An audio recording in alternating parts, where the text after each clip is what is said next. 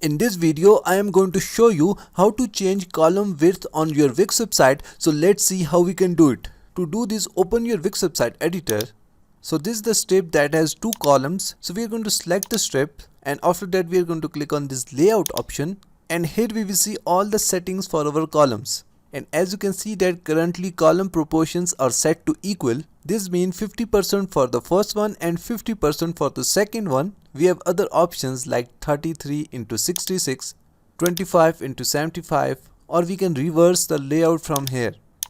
After that we have the option for the customized proportions. You can add your own percentage here, or you can hold it and drag it towards the right side or the left side.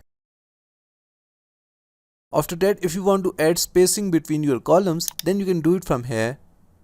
And if you want to add a padding around your columns, then you can do it from here. So this is how you can change column width in Wix. That's it for today. Thanks for watching. Please like and subscribe.